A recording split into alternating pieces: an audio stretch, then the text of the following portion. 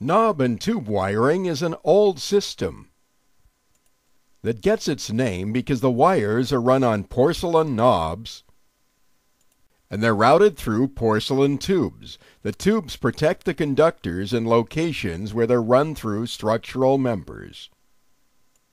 The knob and tube system was a precursor to modern wiring, and it consists of only 2 conductors per circuit.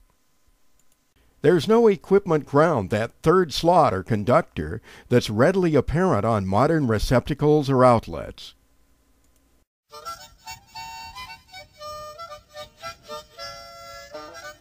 Depending on the age of the house, of course, a knob and tube wiring system could date back to the turn of the 20th century. But knob and tube wiring was installed on a widespread basis, beginning in the era of flappers, gangsters, and the Prohibition years, the Roaring '20s.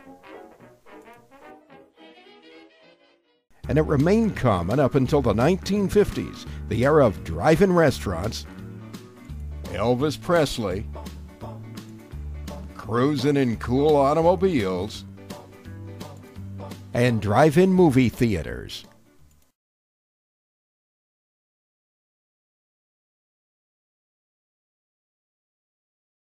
When there are signs of knob and tube wiring, assume that a house dates back to at least the 1950s. And if it was built prior to 1920, then that knob and tube wiring could have been a major upgrade. An upgrade from what, you might ask? Well, at the turn of the 20th century, around the world, gas lights provided illumination at city streets and inside homes. Gas lighting lasted almost 100 years, from 1816 until 1910, but the dawning of the age of electricity was on the horizon. Back in 1879, Thomas Edison had invented the electric light bulb. Edison's light bulb made gas lighting obsolete by 1910, and by 1920, as electric lighting became commonplace, knob and tube wiring was being installed in homes across America.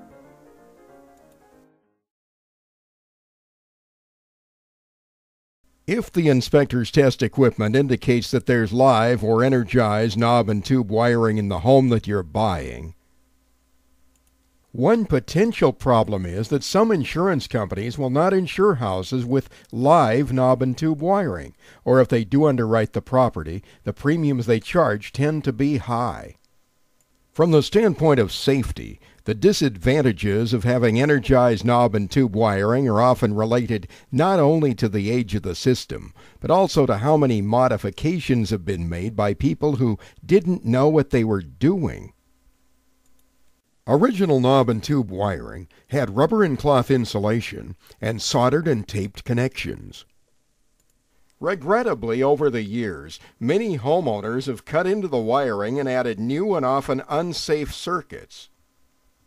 Common misadventures include improperly terminating energized but disconnected wiring, leaving open or inadequate wire splices, using undersized or the wrong type of wire, overloading circuits, or creating circuits with reverse polarity.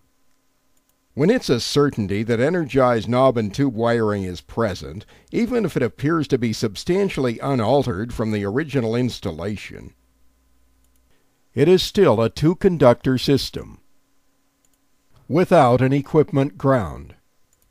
Here's another often seen problem. When knob and tube wiring is present, frequently homeowners have removed those original 2-slot receptacles and replaced them with new 3-slot receptacles. But once again, no equipment ground was ever added to the circuit. So the house ends up having what appear to be 3-slot receptacles. But in fact, they supply no equipment ground to a modern plug. That's a safety concern. Bottom line, if the home inspector finds energized knob and tube wiring, it should be further evaluated by a licensed electrician.